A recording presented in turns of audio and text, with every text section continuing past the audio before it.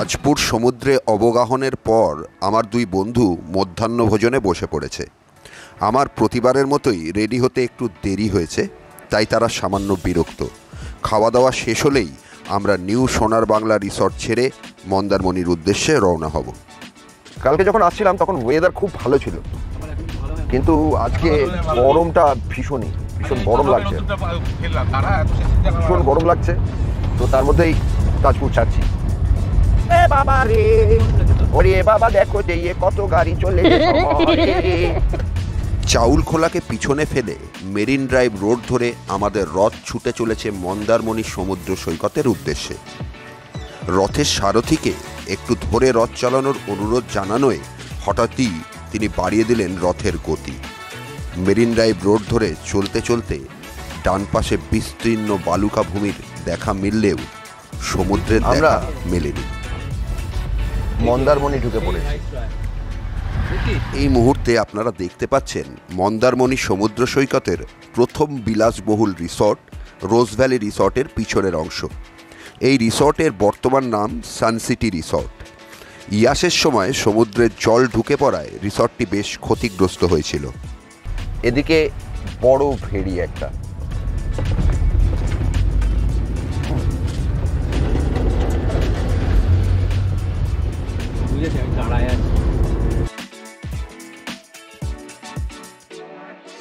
এবার আমাদের থাকার জন্য আস্তানা খুঁজে নেওয়ার পালা। তবে এখনই আপনাদের সেই আস্তানা দেখাবো না। পরের ব্লগে আপনাদের জন্য সস্তায় থাকার বেশ কিছু আস্তানার খোঁজ নিয়ে আসছি আমরা।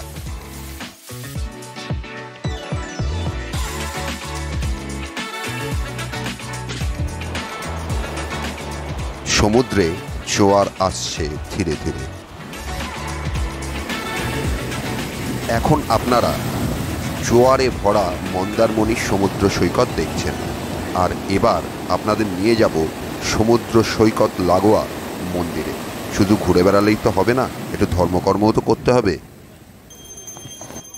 মন্দারমণিতে সমুদ্র সৈকত লাগোয়া যে বাজার রয়েছে সেখানেই রয়েছে দুটি মন্দির, একটি বড় মন্দির আর আরেকটি অপেক্ষাকৃত ছোট মন্দির। ছোট মন্দিরটিতে অর্থাৎ যেখানে ভবতারিণী মা কালী অবস্থান করছেন সেই মন্দিরটিতে এখন পুরোহিত মশাই ভবতারিণী মায়ের পূজা অর্চনা করছেন।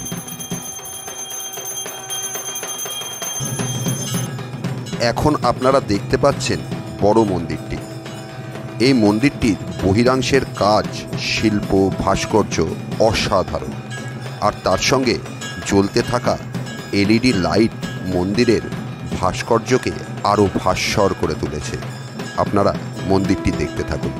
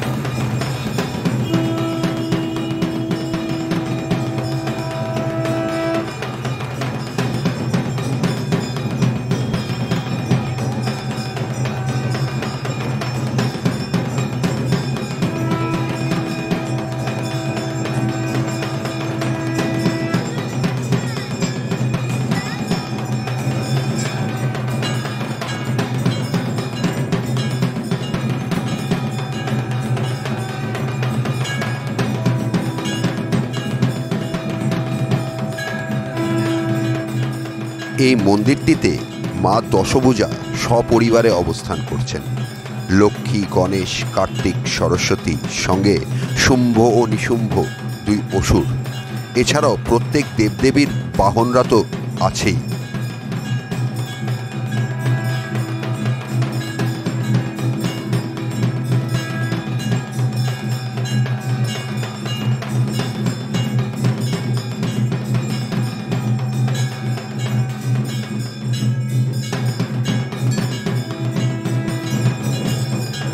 মন্দিরের দ্বিতীয় কক্ষে পূজিতা হচ্ছেন সর্পের দেবী মা মনসা। আর এই একই কক্ষেই বিরাজ করছেন বাবা লম্বোদর এবং মা লক্ষ্মী। পুরোহিত মশাই একই সঙ্গে 3 দেবদেবীর পূজা পাঠ করে চলেছেন। আপনারা সরাসরি সেই দৃশ্যই দেখতে পাচ্ছেন এখন।